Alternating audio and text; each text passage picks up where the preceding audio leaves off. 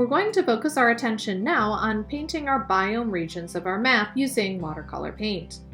Whether you're working at home or in class, you'll need a cup of water and a rag for drying off your brush, a paintbrush, and if you're working at school, you'll have a palette that looks like this, while if you're working from home, you'll be using this palette. The process for waking up your paints is the same. Take a small dip of water with your brush and drag your brush along the edge of your well, that's this little dent in your palette, till the water covers the color that's in the palette.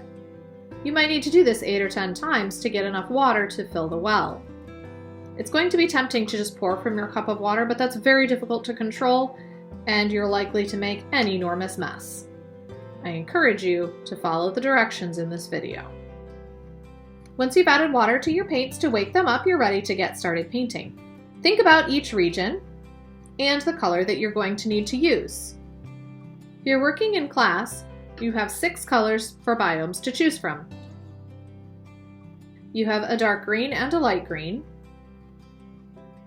a yellow and brown, a grayish black, and a blue.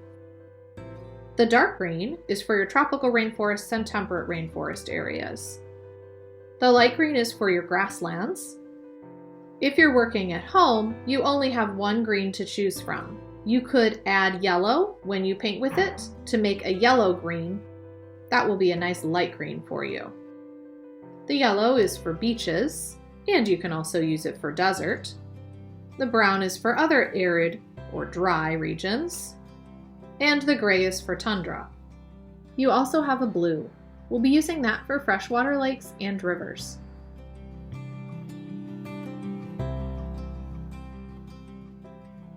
Looking at my map, I'm going to start in this corner, which has the symbol for desert.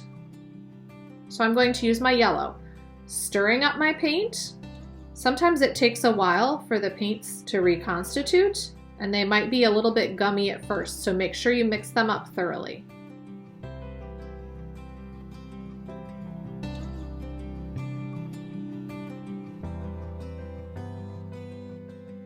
I know it doesn't look like much to start with, but as it dries, it will look more yellow.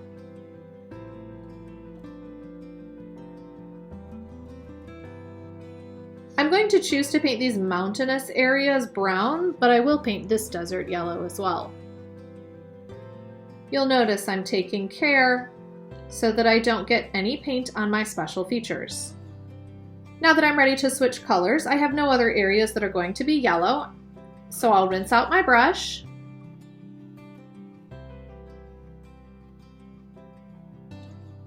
I'll dry it off on the rag just by dabbing it. And I'll begin with my next color. I said I was going to use brown, so that's what I'll do. And again, I'm painting cautiously so that I do not paint over my special features.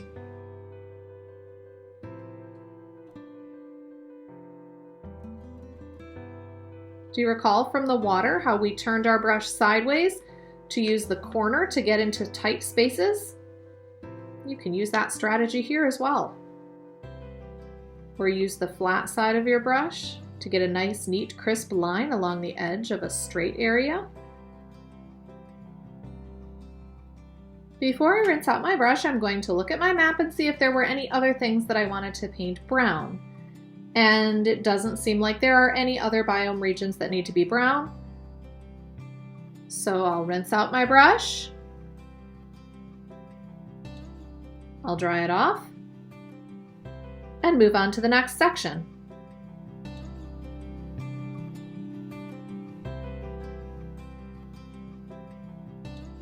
You'll notice I'm just painting straight over the circle symbol for forests.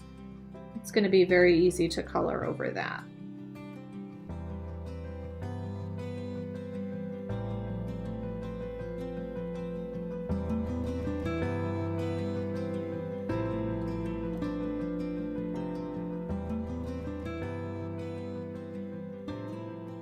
Now, if there are any items on your key that are consistently the same color that you've painted them on your map,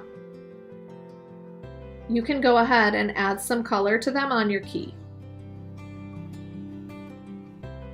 I have mountains that are green and mountains that are brown, so I'm just going to leave those the way they are. I have one last color that I haven't addressed yet, and that is the blue. We're going to use the blue to paint in any lakes that you have on your map. I'll do it on my key as well. From my perspective, the swamp monster is a special feature, but he's in a lake, so I'm going to paint his lake. Same with the moat.